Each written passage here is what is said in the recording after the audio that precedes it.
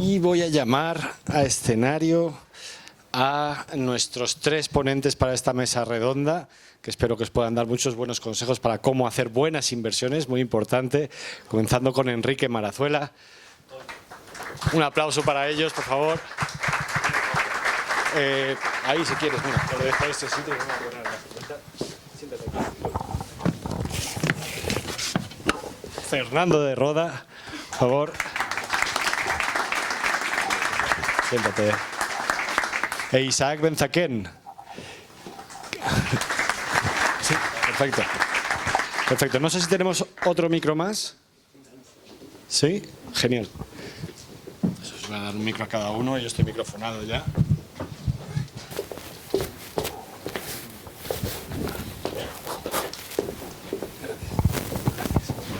¿Funcionan los 3? Sí. Una pequeña prueba, sí. Sí. Hola. Sí, perfecto. Isaac, a ver. Hola. Sí, perfecto. Genial. Pues millones de gracias a los 3. Bueno, con los 3 tenemos el honor de trabajar ya desde hace unos cuantos años como clientes en distintas modalidades.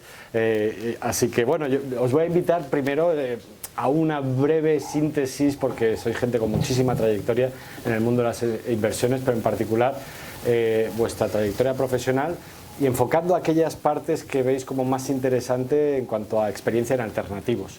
Vamos a comenzar así, vamos a ir cambiando y esto se va a transformar en foro debate. Vale.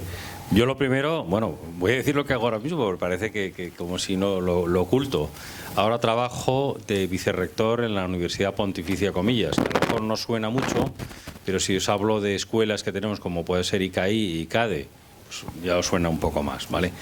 Mi experiencia con el mundo de la inversión, pues prácticamente desde que yo estudiaba la carrera, pues yo quería ser una cosa, que es Fernando, agente de cambio bolsa. Lo que llegó la ley de reforma del mercado de valores y me quedé vestido y sin novio, es decir, estudiando la oposición.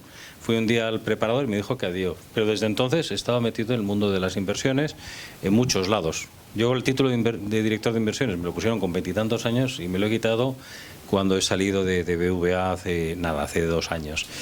Y bueno, ¿por qué creo que es importante los alternativos? ¿Me dejas soltar un pequeño rollo técnico? Bueno, en primer lugar, yo creo que en el largo plazo es fundamental, ¿no? Es muy difícil hacer market timing. Eso en primer lugar, ¿no? Entonces, aquí lo que tienes que hacer es captar primas de riesgo, y hay una prima de riesgo de iliquidez. Punto primero. Punto segundo, desgraciadamente, esto se graba, sí, veo que se graba, así que me voy a cuidarme un poco, pero desgraciadamente yo creo que la regulación es absolutamente necesaria, pero la regulación tiene que ser buena regulación.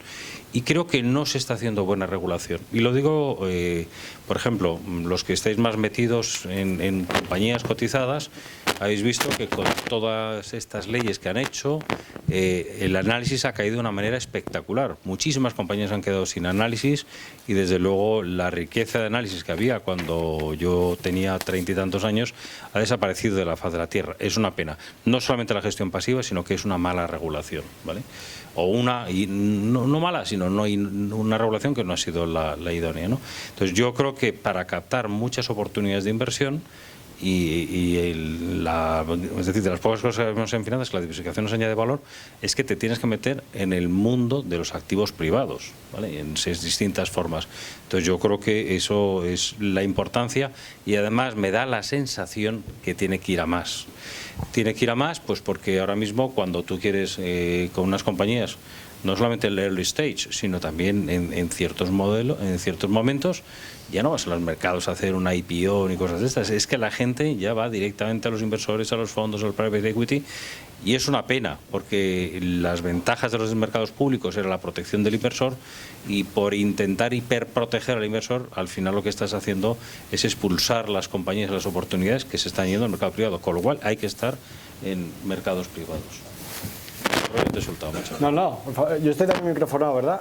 Sí, para la grabación. Genial, por favor. Y bueno, y nos has ahorrado mucho de tu trayectoria profesional, pero bueno, muchos CFAs hay por aquí. Yo bueno, ya has puesto que estaba antes de director de inversiones de BVA y presidente de CFA Spain. Que, por favor, Fernando, ¿quién es Fernando de Roda? Bueno, lo primero agradecer a Faraday, ya desde muchos años, bien conocido, y agradecer también a Enrique porque me ha elevado de categoría. Yo no era agente de bolsa, yo fui un corredor de comercio con la suerte que tuve pues de un padre que también era corredor de comercio, tremendamente emprendedor. Era en la etapa en la que los corredores de comercio eran realmente los agentes de bolsa de provincias, ¿no? Y bueno, ese padre, pues de alguna forma, pues me infundió un cierto espíritu emprendedor, lo cual me llevó a pegarme mis primeras bofetadas en inversiones directas. Prácticamente yo abandoné lo que es la profesión de pedir la excedencia de corredor y me metí en el campo de la gestión de patrimonios en SAFEI. SAFEI fue una de las compañías históricas en el campo de gestión de patrimonios en España, fundada por mi padre, ¿no? Y toda mi carrera profesional ha estado ahí, en SAFEI. Estábamos fundamentalmente en el mundo de los activos líquidos, de los fondos de inversión. Tuvimos muchísimo que ver en la fundación de los Fontesoros, en el primer vehículo, la primera SICAV que se creó en Luxemburgo por parte de un grupo español fue promovida por SAFEI, y siempre yo creo que toda la innovación era una constante en el pensamiento de SAFEI. SAFEI se vendió en el año 2001 y a partir de ahí pues pensé de una forma ya más práctica en lo que era la gestión de mi propio patrimonio y empecé a prestar mucha más atención a las inversiones en productos ilíquidos, en private equity, etcétera, etcétera. Y ahí, de la propia experiencia, lo que me llevó es a delegar en terceros, a buscar siempre el apoyo en terceros que de alguna forma tutelaran las inversiones que se iban a hacer desde los vehículos, ¿no? Entré en algunos fondos de inversión de private equity. Y bueno, y yo de alguna forma creo que esa es la principal enseñanza que he tenido. O sea, en el mundo de las inversiones en startups, en fin, en activos no cotizados, hay que ir de la mano de alguien experto. Alguien experto como puede ser el caso de Faraday, cuya trayectoria pues me parece impresionante. Creo que la labor que hacéis de tutela de las inversiones es súper conveniente. Y mucho más conveniente cuando hablamos de ahorradores de tamaño bajo o mediano. Los grandes pues normalmente acceden directamente a vehículos directos, mientras que yo creo que los pequeños y medianos ahorradores deben fijarse bastante más en vehículos tipo de fondos o vehículos tutelados por parte de gestoras como vosotros. Muchas gracias. Por cierto, que está en el micro. Soy yo, vale. Que el agua es para vosotros, ¿vale? Isaac, por favor. Sí, bueno, pues mi nombre es Isaac Benzaquén, soy fundador de Benolman. Os cuento brevemente la historia de Benolman porque también es una historia de emprendimiento. Esto lo fundé en 2013, hace ya un poco más de 10 años, con 32 años. Fue, digamos, una idea que tuve yo con un family office. El family office me hizo el backing con 15 millones y empezamos como una startup, ¿vale? En vez de gestionar tecnología o desarrollar tecnología, lo que estamos desarrollando era el crecimiento de un fondo. Yo vengo del mundo institucional, es decir, yo he tenido la típica trayectoria en una carrera profesional de banca de inversión, estuve en un fondo de private equity, o sea, hice, digamos, los pasos típicos para llegar a hacer inversión alternativa, pero con la crisis de Lehman Brothers, pues donde yo trabajaba había cerrado, y entonces llegué a reinventarme en un mundo que fue nuevo para mí, que es el mundo de distressed debt o situaciones especiales, es decir, compañías sobreapalancadas, compañías con problemas financieros que necesitan de una alternativa de crédito más que de equity, también de equity, pero en su día el juego era crédito porque digamos que el sistema estaba inundado de crédito, ¿vale? Y había que hacer algo con ello. Desde entonces, pues bueno, a día de hoy estamos gestionando ya 800 millones, o sea, de 15 millones a 800 millones, digamos que es una historia como la que vosotros como emprendedores, los que estéis aquí, he sufrido los mismos altibajos y los mismos experiencias de éxito y he tenido mis problemas con mis inversores y obviamente si pasas de 15 a 800 millones bajo gestión les has dado más alegría que sustos. Y luego también a la par que yo estaba estudiando Ben Ollman, conocí a Gonzalo en otra ponencia también hace 10 años. Yo en su día vivía en Israel, como sabéis, bueno, pues hay un ecosistema tecnológico y de emprendimiento en Israel muy puntero y de los más importantes del mundo. Gracias. Mejor, vale. Y bueno, en Israel no conocer un emprendedor es imposible. Y me invitaron a participar en una inversión de una compañía tecnológica.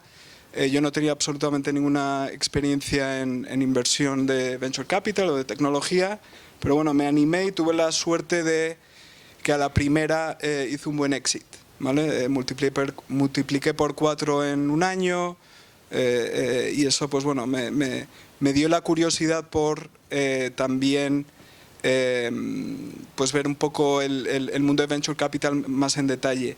Y como volviendo a la idea, conociendo a Gonzalo, él me invitó a participar como miembro del club, de ahí me hice socio, me hice accionista de la gestora y bueno, pues me invitaron a ser también el presidente del comité de inversiones y la experiencia ha sido brutal, aparte de por el retorno, digamos, económico digamos, de las empresas en las que invertimos en su día, también por el aprendizaje, que es yo creo que lo que más valor he sacado yo personalmente como angel en las startups donde he invertido, ¿vale? O sea, soy 10 veces mejor inversor que lo que era hace 10 años y eso es una cuestión de probar, entender lo que va mal, entender lo que va bien, sobre todo como sabéis, las cosas que va mal es lo que te enseña a mejorar tu tesis de inversión. Y la idea del club ha sido realmente digamos que el motor de lo que estáis viendo ahora, que son los fondos. Y ya para terminar y dar paso a la siguiente pregunta, en mi caso yo soy inversor en los 2 fondos e inversor en el club. La combinación es muy importante. Y os digo por el motivo, a lo mejor me estoy adelantando porque viene... Dale. Bueno,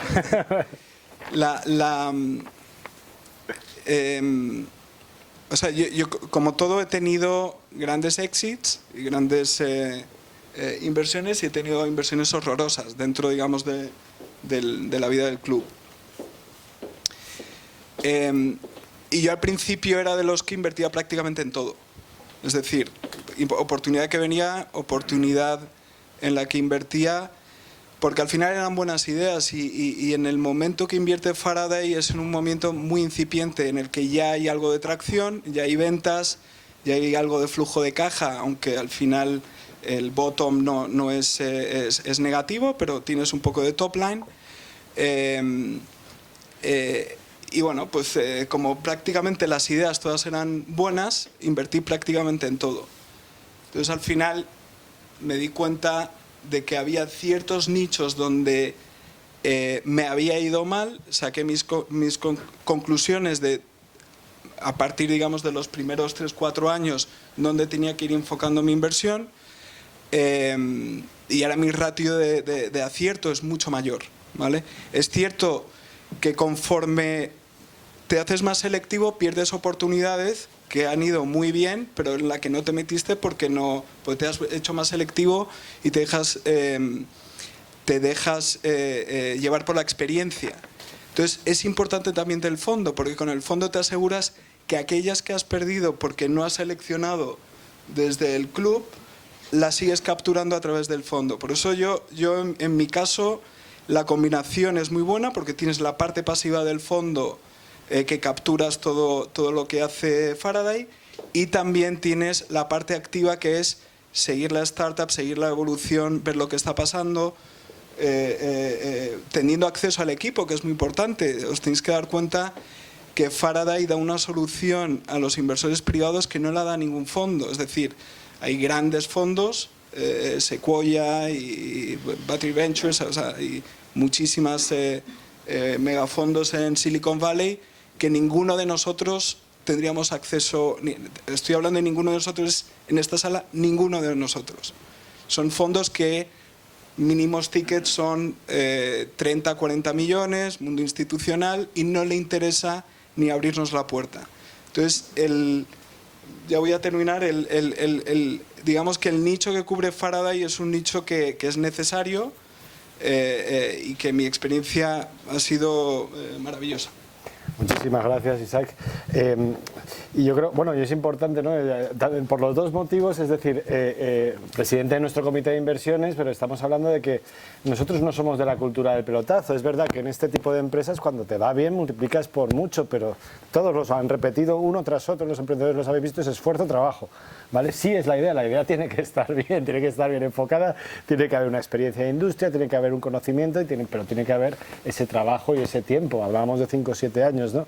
Entonces, el reconocer esas pérdidas, el reconocer los errores, el aprender de ellos y no decir, pues no, realmente voy virando, ¿vale? Mi estrategia de inversiones, lo que nos hace es escucharte, y como presidente del comité de inversiones, no ejecutivo, pero un tío que cuanto menos esté metido en las tripas de la startup, más saber te puede dar, ¿no?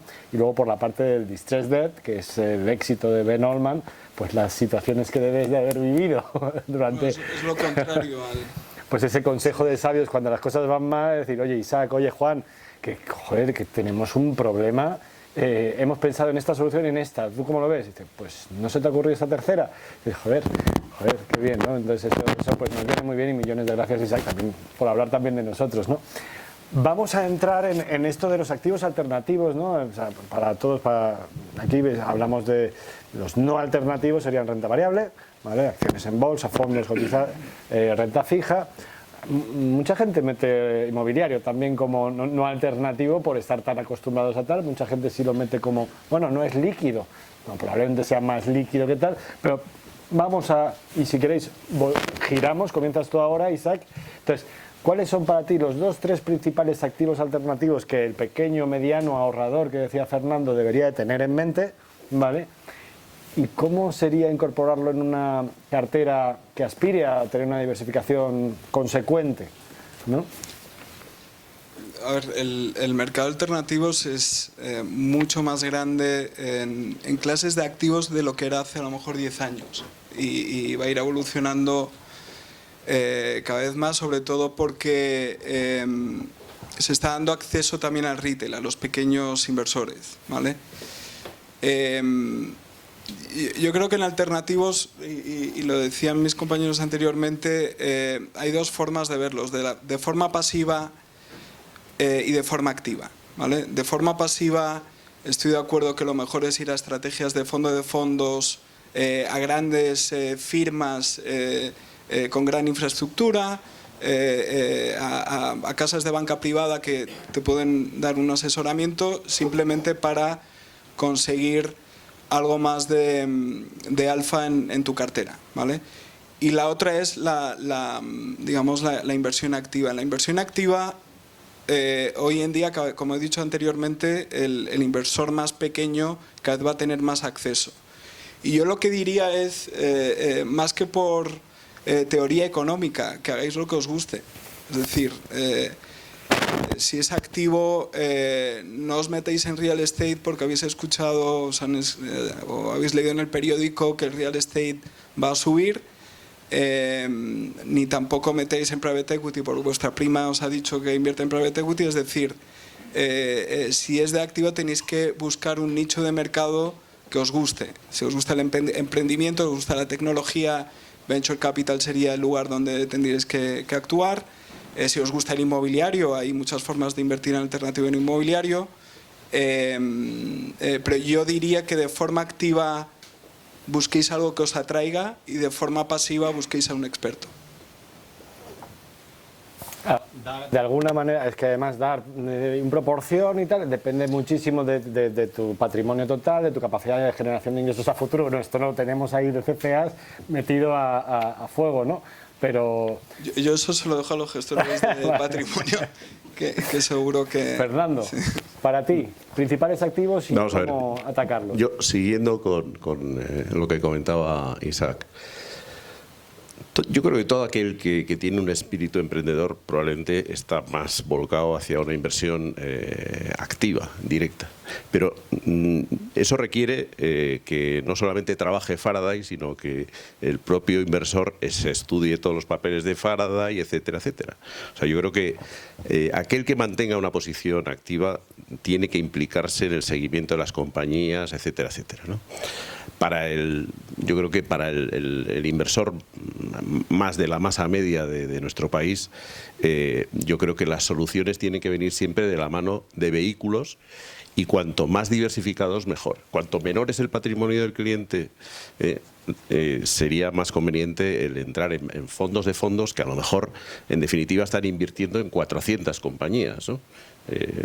Vuestro fondo, pues hablabais de 20 y tantas compañías, ya es una cosa más restringida. Un fondo de fondos multiplicas a lo mejor los 20 gestores en los que están invirtiendo por 20 compañías que invierten en cada fondo y te salen 400 compañías, con lo cual la diversificación es enorme, ¿eh? Pero ¿no tienes un poco miedo que en fondos de fondos, no te hablo de fondos que incluyan, que eso posiblemente, digo, algo de real estate, algo de private equity, algo de venture capital, algo de infraestructura, sino un fondo de fondos de venture capital no le quita... No, bueno, un fondo de fondos de venture capital, nosotros acabamos de sacar, bueno, juntamente con Mutua, un fondo de fondos asesorado por una firma americana que debe ser un monstruito, un top tier me parece que se llama, que es una de las firmas pues más poderosas en la inversión en venture capital en Estados Unidos, ¿no? O a nivel mundial.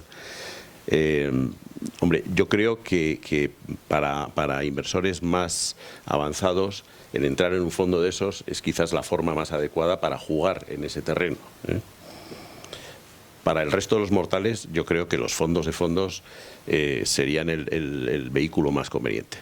Y en España no nos podemos olvidar también de la afición por los inmobiliarios. Tú hablabas de considerarlo casi como un activo común, más próximo. Más que no alternativo es... En general lo que vemos con los inmobiliarios, con los productos inmobiliarios, es que la gente se compra un piso, tiene una renta, un alquiler, le saca un alquiler, no ve el valor liquidativo mensual que pasa con los fondos de inversión, con lo cual nunca parece que pierde dinero en el piso, mientras que en productos de inversión líquidos con valor liquidativo pues diario, pues es que prácticamente va viendo cómo sube, cómo baja, cómo se ha pegado un tortazo en 2008, y hay mucha gente que yo creo que por falta de cultura financiera se vuelca más en el terreno inmobiliario de lo que se debería, ¿eh?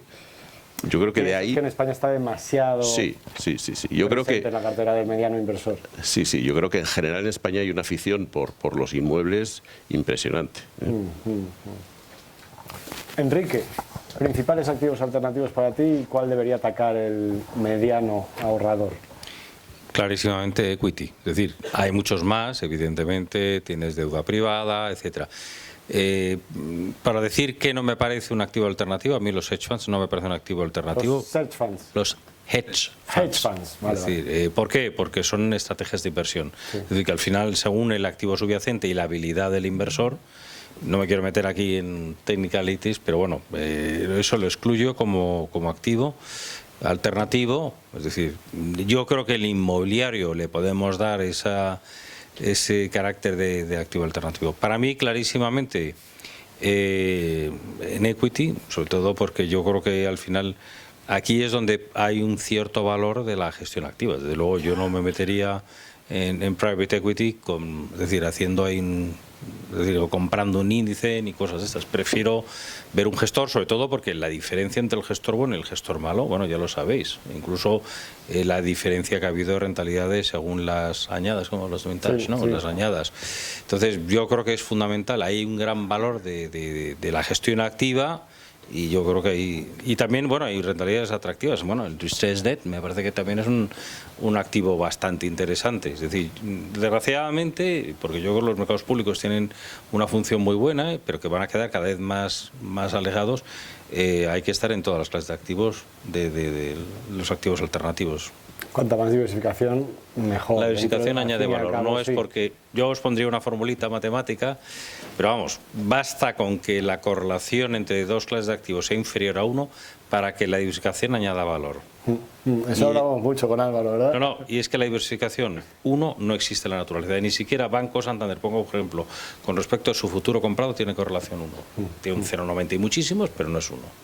Startups en sus 2-3 primeros años de ¿qué correlación tiene con qué? No, pero bueno, yo ahí diría que, vamos a ver, para meterte una startup tienes que tener experiencia, y aquí lo hemos comentado muchas veces, es decir, te vas a pegar la torta, quedaros con 3 números, 1, 3, 9, 1 es lo que aprendes estudiando, 3 lo que aprendes aplicándolo y 9 lo que aprendes cuando te has equivocado y reflexionas sobre eso, es decir, no cuando reaccionas con soberbia. La humildad es la mejor manera de aprender las cosas. Entonces, bueno, yo creo que, oye, vosotros tenéis la experiencia, yo en startups lo primero que haría, pues me pondría ahí en la barrera esperando a que vosotros... No, a través de un gestor, ¿no? Lo que quiero decir es que, al fin y al cabo, aquí es la rabiosa iliquidez del activo, ¿no? En las startups estábamos hablando de 5 o 7 años, hasta qué tal, entonces...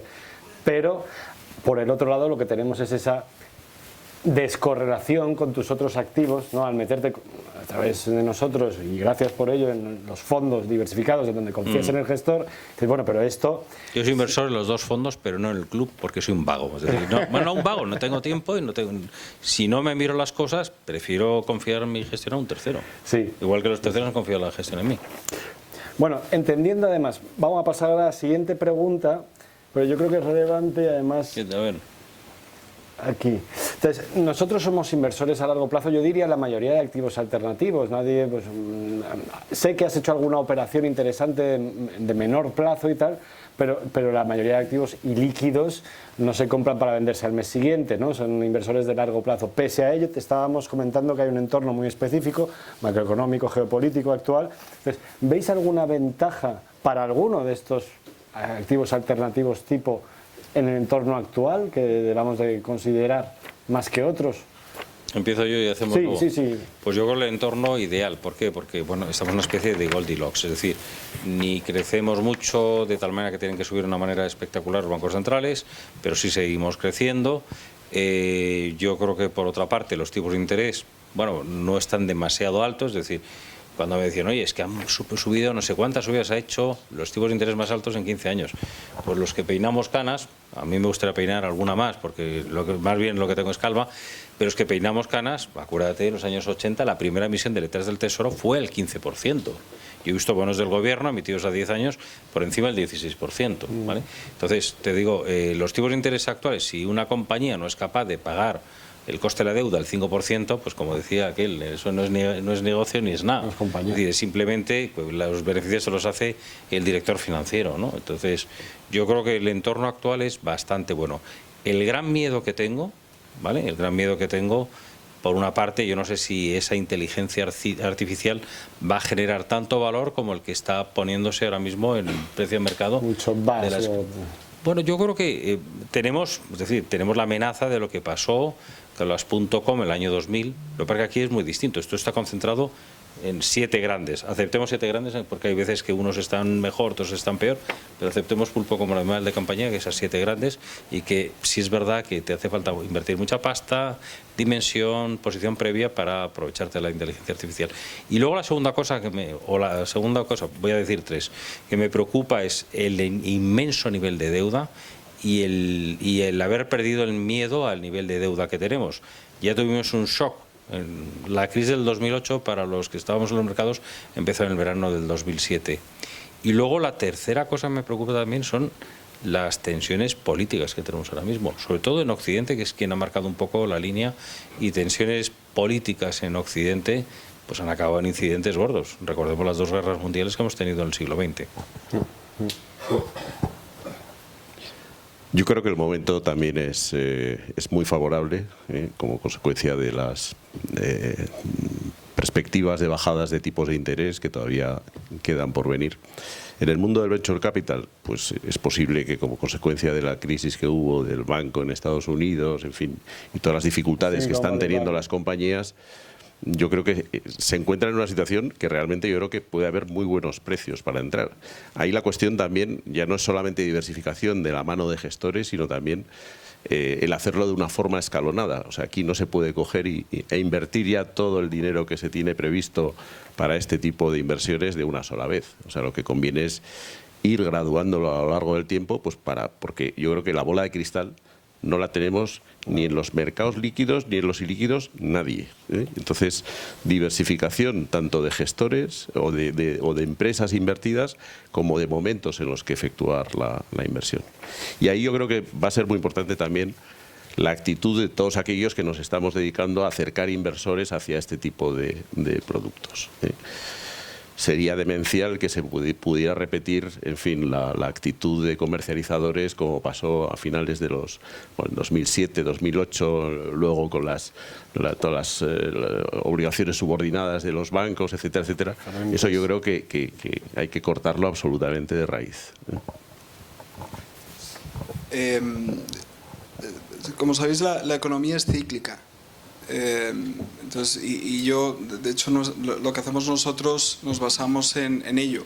Es decir, cuando la economía va mal es cuando nosotros más invertimos, y cuando va muy bien es cuando no encontramos oportunidades para invertir.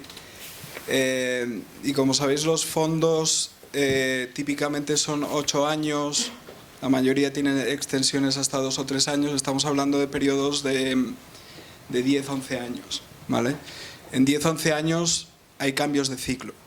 Entonces, a la hora de invertir en un fondo, lo ideal es invertir en momentos de bajas valoraciones. Esto es uno de los momentos, y además parece que estamos tocando suelo. Efectivamente, nadie tiene la bola de cristal. Hay muchísimos, actualmente hay muchísimos, o sea, aparte de la inflación, de los tipos de interés, están los temas geopolíticos, las guerras, y es difícil acertar con el timing de cuándo hay que invertir, ¿vale? Ahora, en un fondo típicamente tienes 4 años de inversión y 4 años de desinversión, y no se hace todo en el mismo momento. Entonces, lo importante de un fondo es cogerlo en momentos como este, de bajas valoraciones, donde vas creando la cartera, e invertir cuando las valoraciones vuelven a subir, ir desinvirtiendo cuando las valoraciones van a... Y hay claros ejemplos de fondos que se lanzaron pre-burbuja 2005, 2006, 2007, valoraciones estratosféricas que llegaron a desinvertirse durante la crisis. Pues esos fondos obviamente fueron muy mal, ¿vale? Entonces, aparte de la habilidad del gestor, tomar en cuenta el ciclo es muy importante. Yo por aportar algo ahí también, claro, es muy importante para nosotros. Estaba de hecho comentando, vendiendo un poco nuestro fondo, estamos muy orgullosos de nuevo, estamos celebrando esto, ¿no? Pero que sí, que es un entorno muy pro inversor. Sin embargo, en fase temprana, al fin y al cabo, cuando entras a 2, 3, 4 millones de valoración, no puede bajar mucho más, ¿no? En la fase temprana son esas valoraciones intermedias. Lo importante es estar cuando sí que están más afectadas por el ciclo, es decir, cuando ya facturan 40, 60, 100 millones de euros anuales en beneficio, y que están en su momento de poner la cerecita encima del pastel y ser vendidas, que en ese momento, pues si idealmente la deuda está barata, si se pueden hacer compras apalancadas, si la gente está buscando adquisiciones, pues está en ese momento, en el momento de desinversión, que bueno, pinta bien, pero al fin y al cabo es el largo plazo y varios ciclos pueden ocurrir en un fondo de 8 o 10 años, como bien has comentado, ¿no? Entonces, bueno, hemos hablado casi más del Venture Capital por vuestra experiencia con nosotros, de hecho, muchísimas gracias a los tres, ¿no? Pero bueno, cuando nosotros nacimos hace 12 años no había, yo diría, prácticamente nada en España. Creo que había 2 fondos de lo que es Venture Capital fase temprana, enfocados en innovación y tecnología, ¿no? Y poco profesionalizados en ese momento, eran más bien una familia que lo había hecho una SCR o algo parecido. ¿Cuál es vuestra percepción de esta última década larga, digamos, de lo que ha ocurrido en el Venture Capital en España. Centrémonos, si queréis, en España, que sigue siendo el principal target de nuestras inversiones, ¿no? Y bueno, y con más, un poquito menos de experiencia con nosotros, ¿cuál ha sido vuestra experiencia? ¿Cómo habéis vivido estas olas con nosotros en Faraday y cómo percibís la situación en España? A ver, la cultura de emprendimiento en España es relativamente nueva si lo comparamos con ecosistemas tipo Silicon Valley, Israel, Nueva York, incluso Londres, por distintos motivos, temas demográficos, temas culturales, la inmigración, que es el motivo por el cual Estados Unidos es una gran potencia. Pues fomenta el emprendimiento, y en España es algo bastante nuevo, ¿vale? Sobre todo en el mundo tecnológico, y digamos que el ecosistema se tiene que retroalimentar, y en España está habiendo ese efecto. ¿Y cómo se genera ese efecto? Con grandes compañías, grandes exits, grandes espejos para futuros emprendedores, pues compañías como Idealista, Globo y las miles miles no, pero decenas que conocéis, generan nuevos emprendedores, generan casos de éxito en los cuales hay chicos jóvenes que se quieren montar al tren. Eso genera que haya más fondos de inversión que quieran atacar el ecosistema, que más institucionales vean casos de éxito y que quieran invertir, y al final es una rueda, ¿vale? Y en España ahora mismo sí hay esa rueda, y cada vez la hay más, y cuanto más circule, digamos, el efecto, más grande se va a hacer el ecosistema. Y creo que el segundo tema era... Tu experiencia con nosotros, que tú llevas ya 12 años con nosotros, bueno, ya has comentado, pero... Bueno, sí ves muchísima más profesionalización en los equipos, más sofisticación, más calidad. Es difícil encontrar, para ser sinceros, es difícil encontrar en España ahora o a corto plazo alguna startup que puedan tener la dimensión, obviamente, de un Facebook, un Google, un Amazon. Eso vamos a necesitar varias generaciones para alcanzar ese tipo de compañías, pero sí hay compañías que han conseguido ser líderes en distintas geografías. Entonces, bueno, yo creo que se ha avanzado muchísimo, cada vez hay más fondos, sigue siendo un mercado pequeño, sigue siendo un mercado de valoraciones bajas, pero a nosotros como inversores, o vosotros los que sois inversores angels, es una maravilla, porque de nuevo en Estados Unidos, en Israel o en la India o en ecosistemas con mucho desarrollo tecnológico, es imposible tener acceso a grandes startups. Y aquí en España nosotros tenemos la suerte de poder tener acceso a esas startups, porque hay todavía un número de fondos muy pequeño que además se juntan y coinvierten en las mismas startups y son invitadas, es decir, hay muchos fondos que invitan a Faraday, muchos fondos que son invitados por Faraday para coinvertir. Y creo que esa es una oportunidad para explotar el venture capital en España, ¿vale? Y eso, yo he sido invitado a muchas oportunidades en Estados Unidos y ves la valoración y la calidad de lo que encuentras es bastante peor que en España, porque para llegar a la buena calidad tienes que ser muy grande. Pero sí, has insistido en la generación de role models, de alguna manera, de casos de éxito reales, ¿no? Al fin y al cabo, de casos de éxito que, por ejemplo, Idealista, hablo de la sostenibilidad que hablábamos antes, del beneficio de la empresa, ¿no? Y de que de la nada, 10 años después, pues has conseguido pues generar un valor que por supuesto para tus inversores renta muchísimo, para los fundadores aún más, pero para los empleados, y luego esos empleados son los que se van a montar otras cosas, porque yo también quiero poder montar mi propia empresa y generar este valor, y en eso estamos quizá en el segundo ciclo de esta rueda, digamos, ¿no? Estos 10-12 años ha representado un par de vueltas a la rueda y ya comenzamos a ver por decenas, no por miles aún, pero casos de éxito en España de los cuales podemos sentirnos orgullosos, no burbujas de humo o cortinas de humo. Fernando. Bueno, yo creo que en España todavía se debe de producir un cambio generacional, porque, en fin, no sé si vuestras madres, pero yo creo que, en fin, en mi entorno de edad, de gente, las madres, casi lo que querían es que sus hijos hicieran una oposición para asegurarse el futuro, en fin, eso de emprender una cosa y tal, pues que lo hagan otros, ¿no?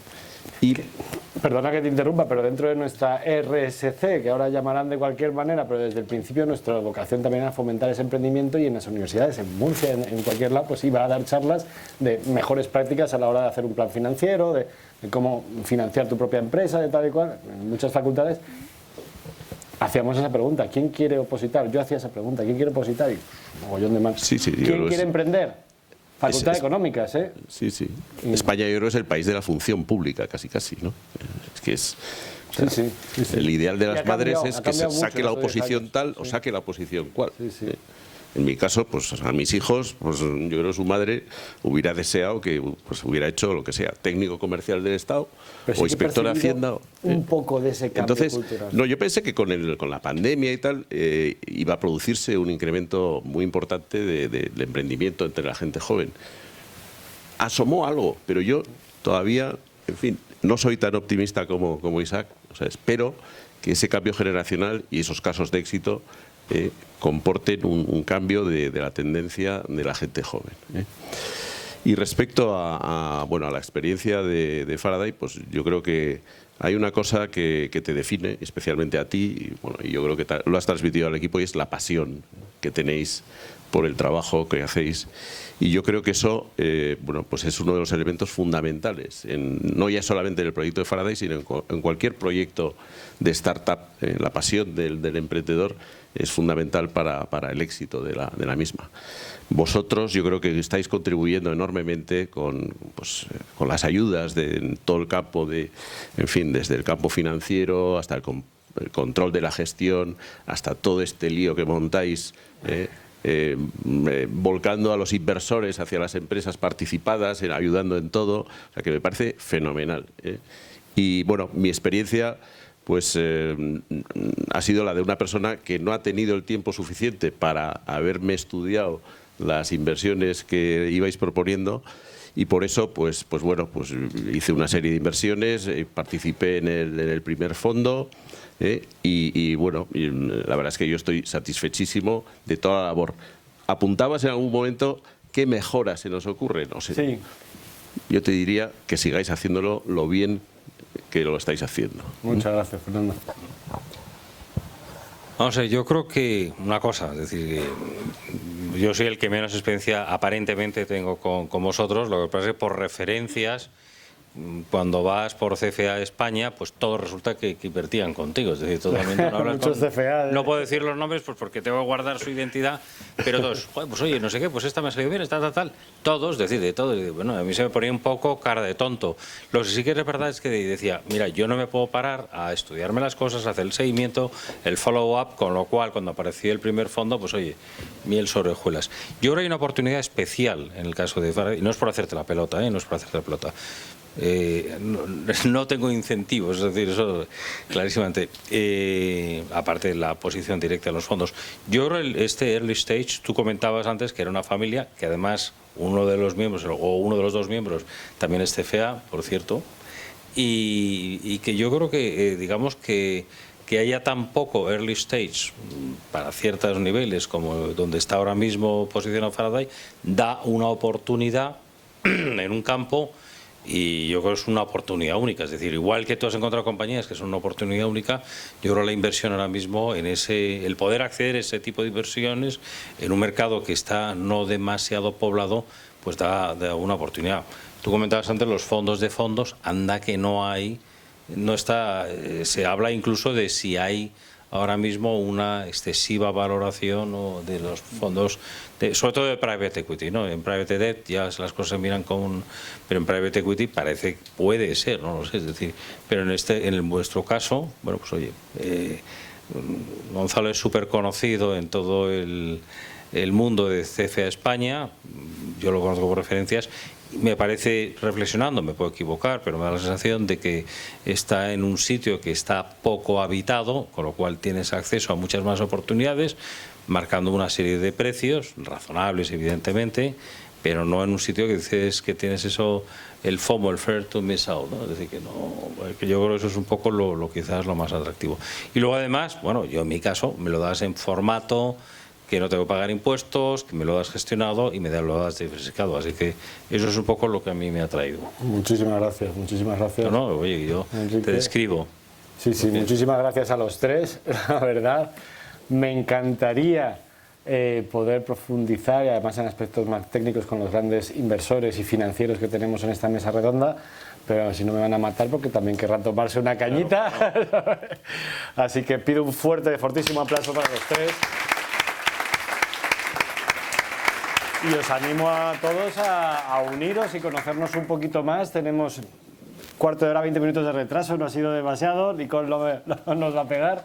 Así que pues justo al lado creo que tenemos un salón también reservado. Muchísimas gracias desde luego a todos por venir, un fuerte aplauso para vosotros mismos. Gracias.